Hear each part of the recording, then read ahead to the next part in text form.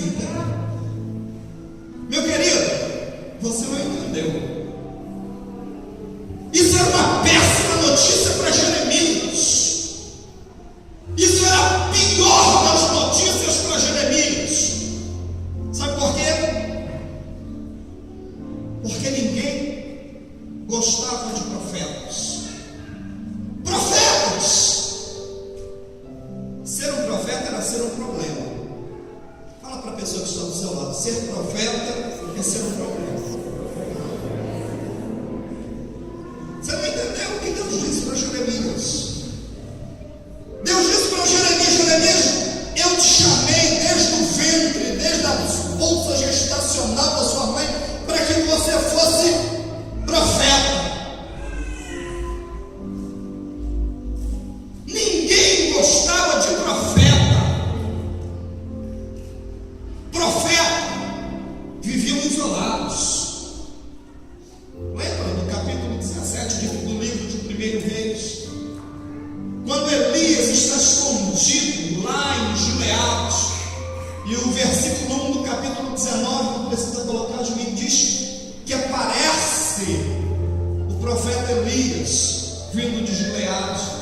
Profetas viviam isolados. Profetas vivem em solidão. Quer saber mais? As pessoas preferiam sacerdotes para sua nação. Ser sacerdote é ter um estado para isso. Ser profeta. Quer saber mais? Vamos lembrar de Isaías, capítulo 6. Isaías, ele diz no capítulo 6: no ano em que morreu o rei Uzias, eu vi o Senhor assentado sobre um alto e sublime trono. O seu séquito, a sua capa, enchia o templo. Os serafins estavam acima dele. Cada um tinha 6 asas, com 2 cobriam os pés, com 2 cobriam os rostos, e com 2 voavam. E clamavam uns para os outros, dizendo: Santo, Santo, Santo é o Senhor dos exércitos, toda a terra está cheia da sua glória. E eu disse: ai de mim, que vou perecer, porque sou um homem de lábios impuros, vivo no meio do povo de impuros lábios. Os meus olhos viram o rei, o Senhor dos exércitos. Isaías, no capítulo 6, continua registrando, dizendo: mas vi que um dos serafins saiu com uma tenaz. Tenaz é uma grande haste, própria para fundição, e pegou no altar de Deus uma brasa, e nessa brasa tocou os meus lábios e disse: os seus pecados estão perdoados. E no versículo 5 do capítulo 6, Isaías diz: e ouvi uma grande voz que dizia: a quem enviarei? Quem há de ir por nós? Isaías então diz: eis-me aqui, envia-me a mim. Mas isso tudo só depois da morte do rei Uzias. Profetas são pessoas que não aparecem. Vamos lembrar de Amós. Amós disse: de trás do lugar o Senhor me tirou. Vamos lembrar do próprio profeta Elias, que estava escondido lá em Gileade, mas no capítulo 17, mas quando chega no capítulo 18, ele já está jurado de morte, sai correndo de Jezabel. Isso é vida de profeta. Quer saber mais? O próprio Jesus disse o seguinte: o profeta na sua própria casa não tem honra.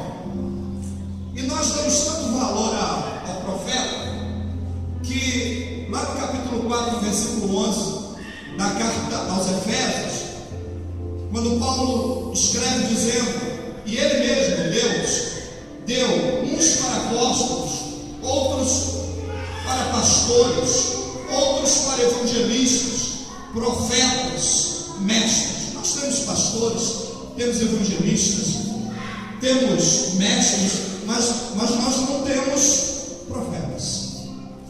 Vocês estão entendendo? Vocês entenderam qual foi a notícia que Deus deu para Jeremias?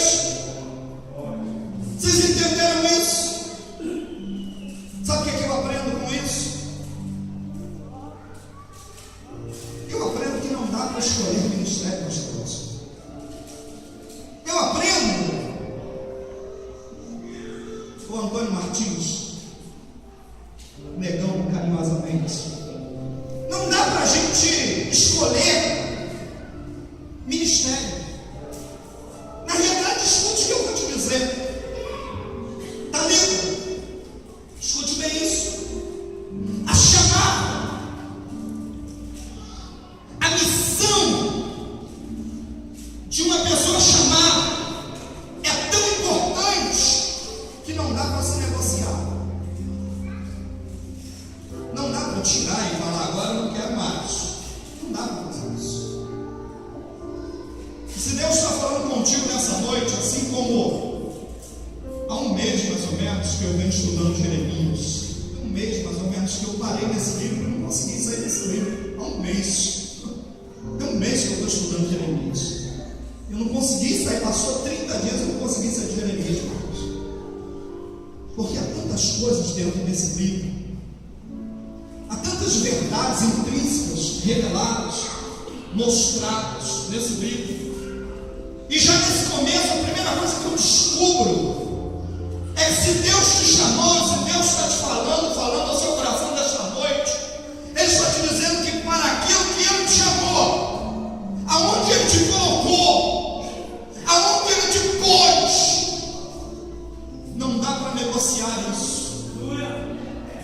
Só levante a sua mão e glorifique o Senhor. Quando Deus diz para Jeremias, eu te chamei, desde o ventre da sua mãe, te escolhi para ser profeta. Jeremias olha para Deus, irmã Esther, e começa a dar desculpas, porque é assim que a gente faz. É desse jeitinho que a gente faz. E Jeremias, Rodrigo, olha para Deus e diz, Deus, eu ainda sou jovem. Vamos entender que aqui no Brasil a maioridade é a partir dos 18 anos. É só a partir dos 18 anos que você assume os seus direitos de cidadão. Em Israel era a partir dos 30 anos. A maioridade de um judeu ela é alcançada a partir dos 30 anos. Lembra de Jesus? Jesus só foi batizado, ou só começou, desculpe, deixa eu corrigir, só começou o ministério dele depois de 30 anos, porque é a maioridade para os judeus. E Jeremias olha e diz assim, Deus, eu sou jovem. Quer ouvir? Dá um look para cá então, que eu vou te falar uma palavra. E deixa Deus falar no teu coração. Porque enquanto eu falo aos teus ouvidos, o Espírito Santo está aí falando ao teu coração. E eu só posso nesta noite falar aos teus ouvidos. Mas quem fala ao seu coração é o Espírito Santo. A gente inventa uma porção de desculpas. E a gente fala, eu não vou fazer isso porque eu não tenho seminário. Eu não vou fazer isso porque eu não sei fazer. Eu não vou para a África porque só quem vai é irmã Ângela. Cadê a irmã Ângela? Não está aí? Eu não posso ir lá, irmã Ângela, porque é só você que pode ir. Olha, eu não posso pregar porque é o pastor que prega. Olha, eu não posso fazer aquilo porque é o outro que faz. Meu querido, levante a sua mão assim comigo. O que te habilita a cumprir o teu chamado é a vontade de Deus. É isso que coloca dentro de você. O que te habilita a cumprir o teu chamado é a vontade de Deus. E se Ele quiser, se Ele mandar, você vai fazer. Quer saber mais? Deus olha para Jeremias e diz, Jeremias, Marcelo, eu já li esse versículo, mas passou de 15, passou de 20, mais ou menos. Eu dou gargalhada quando eu leio esse versículo. Porque Deus virou para Jeremias e falou assim, Jeremias, eu vou fazer de você uma cidade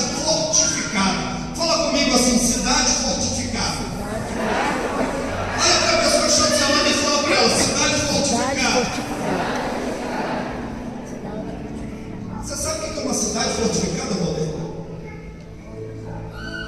É um lugar que aguenta ataque.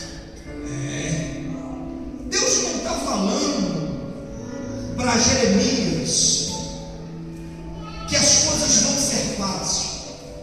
Deus não está dizendo, Érica, para Jeremias que as coisas vão ser mamão com açúcar. Não, pelo contrário. Deus está dizendo para Jeremias, haverá sofrimento. Eu vou fazer de você uma cidade que aguenta ataque. Vão tacar pedra, como era naquela época, catapultas. Vão tirar flecha. Vão jogar óleo. Vão utilizar todos os meios para te parar. Mas levante a sua mão assim comigo. Levante a sua mão assim comigo. Levante a sua mão assim comigo. O mais alto que você puder. Deus vai te fazer uma cidade fortificada. Haverá ataque, haverá população, haverá dificuldades, mas você é cidade forte.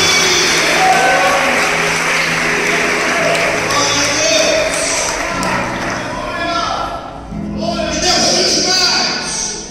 Gilberto, Deus olha para Jeremias e diz: o que eu te mandar falar, você é assim, moço. É assim, exatamente desse jeito. E depois disso, Jeremias prega contra Anacote. Jeremias prega contra Jerusalém. Quando a gente pega capítulo 3, 4, 5 e vai até o 25, é só lenhada de Jeremias. E é interessante, pastor Edson, que Jeremias prega contra amigos. Fala assim, fala comigo, Jeremias prega contra amigos.